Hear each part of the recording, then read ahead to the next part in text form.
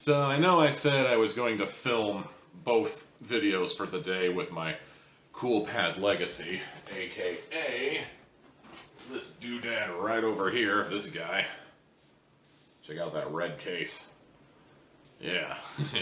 Unfortunately, when I actually put the video files in the editor and I took a look at the footage and edited it down about as much as I do edit the trailer reaction videos, which is not a whole lot. It was pretty bad footage, man. I'm gonna be honest with you. I was expecting a downgrade, but wow. That looked like fucking webcam early to mid 2000s webcam caliber footage at absolute best. And I'm sorry, I just can't do that. That looked terrible. The audio didn't even sound all that good either. I mean, this office does have a bit of an echo, and I don't exactly have a little clip-on mic I can use or anything like that. But the onboard mic for the Pixel 2 has been doing fine for what I've needed, coupled with the fact that the footage looks better.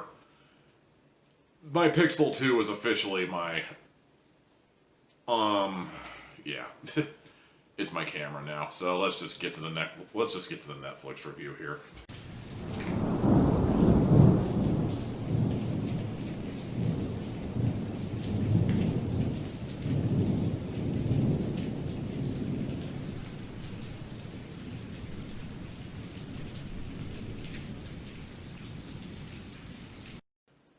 Today I will be looking at the Netflix original series Away, or as I personally like to call it, Hilary Swank in space!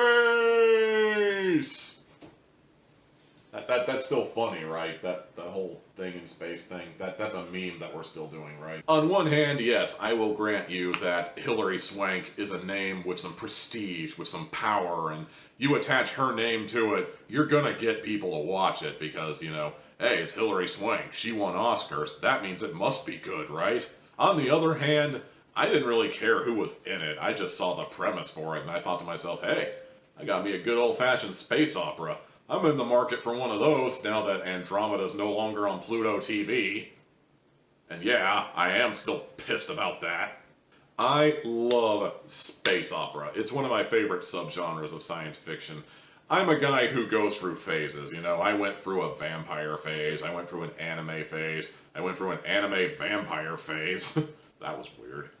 I went through a Lovecraftian horror phase, I went through a swords and sorcery phase for a little while, but one of the constants that seems to kind of exist in my life, no matter what point I'm in, is the space opera. And if you can just sell me, you can sell me instantly on the concept of a space opera.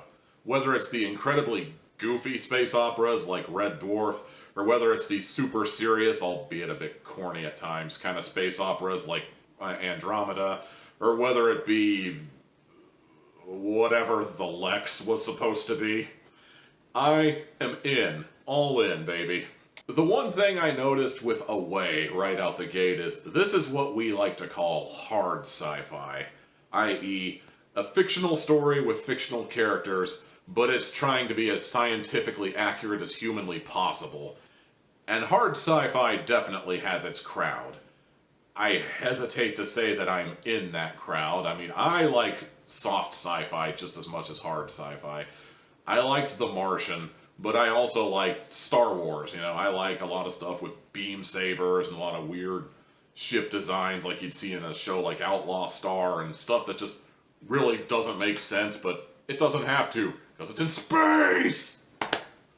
But I like the hard sci-fi too from time to time. I like the idea of a scientifically accurate portrayal of what it would be like to hurtle from the Earth to the Moon, and then hurtle from the Moon to Mars, and then hurtle from Mars to Earth, I guess. Maybe you have to make another pit stop at the Moon, I'm not entirely sure. But I find that interesting and all the stuff that goes into that as well. But if you're not a science geek who gets off on technical terms and watching people fix pipes and make sure the ship doesn't explode in the process of leaving Earth or leaving the Moon and so forth and so on, don't worry, because there is a lot more that the average person will probably get out of Away. Away does seem interested in staying as scientifically accurate as possible, but for the most part, a lot of the story is focused less on the science and a lot more on just the dynamic of the crew people and the politics of Earth and just overall the idea of what it's like being separated from your families and your loved ones for an entire mission from Earth to the moon to Mars and back. There is going to be some strain, there is going to be a lot of temptation, there is going to be a lot of infighting, and there's going to be a possible mutiny at one point, depending on how much you suck at being a captain. There is going to be a lot of that, and a lot of that does happen in this show. At the time I'm recording this show, I am currently up to episode 5, and I plan on finishing this show.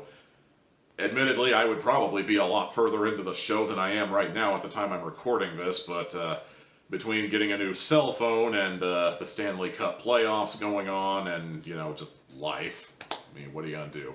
But I do plan on finishing this show because I am just... oh man, I can't even explain it. I just love this show, man. The one thing I notice about Away is that it's very subdued. Like, it's definitely taking its time and it's going at its own leisurely pace to make sure it hammers in the point and make sure you understand just how emotional this all is. And I'm okay with that because this is the kind of drama I can get behind. This right here.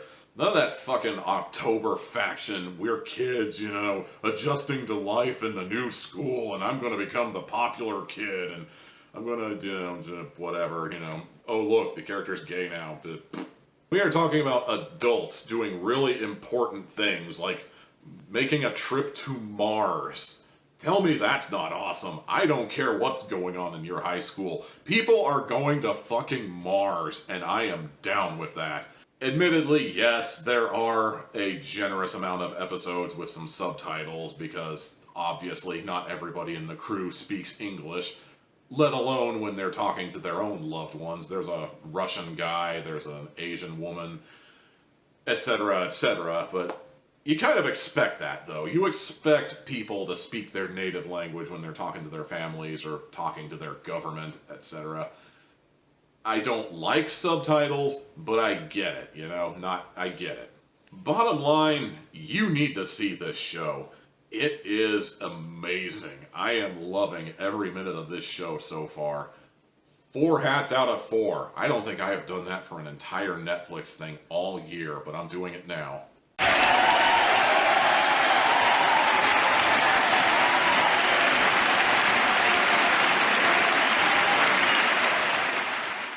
And that's going to do it for this week's Hatflix and Chill. Be sure to tune in next week when I have another thing to review. And in the meantime, be sure to like, comment, subscribe, ring the bell to get future notifications. And of course, follow me on Twitter for more Tommy Teal Hat flavored goodness. Until next time.